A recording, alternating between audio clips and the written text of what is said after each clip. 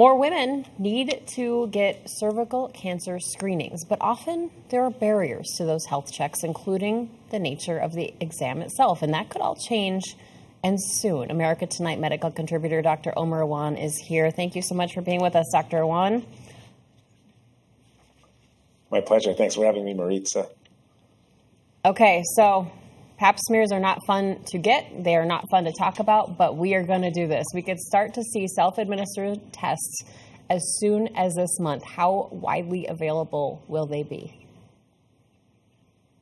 They should be widely available. The companies have said that, they will be rolled out this fall. In some cases, BD said actually even in September, this month, actually, they should be available to come to doctors' offices. And I'm excited about this because this will really be a game changer for cervical cancer screening, particularly when we consider that nearly 1 in 4 women are not up to date with their Pap smears. So remember, cervical cancer is an extremely treatable, extremely preventable disease and cancer. So very important for all women to do this. And this will be very easy. I mean, you can literally go to the office, swab your private area yourself in the comfort of your own room and privacy, and then send that to a lab without a doctor physically present in the room. So this is a very important step in sort of expanding the access for this screening test. And then there's a timeline for possibly having at-home tests where you don't have to go to the doctor. What does that look like?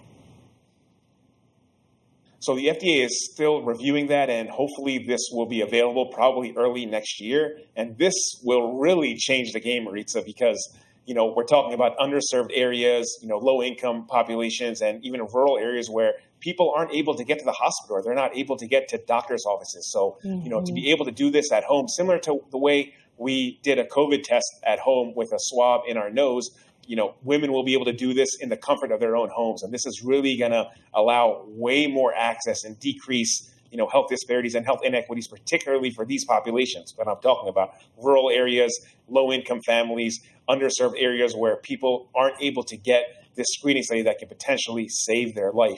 Remember, Maritza, that 11,000 new cases of cervical cancer are diagnosed each year in the United States, and 4,000 of those women die each year. And really that number should be 0. And with this at-home screening, I think we can get those numbers much, much closer to 0. That's really incredible. And part of me says, amazing, finally, why did this take so long? And another part of me, the part who has seen my son try to do his own COVID tests, worries about possibly missing something. So what are your initial thoughts on making sure these screenings are done correctly so that nothing is missed?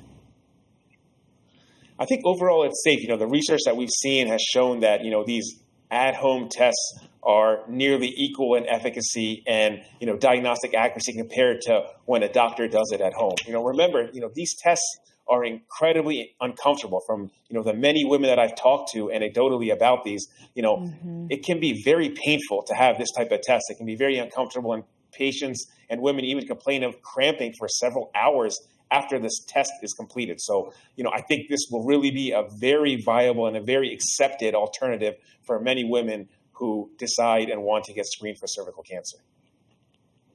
Oh, yeah. And full disclosure for our viewers out there, it may be TMI, but my doctor caught precancerous cells and I had those removed, and I'm so thankful we caught them. So these tests are very, very important. Go get them done. America Tonight medical contributor Dr. Omer Awan, thank you so much. My pleasure.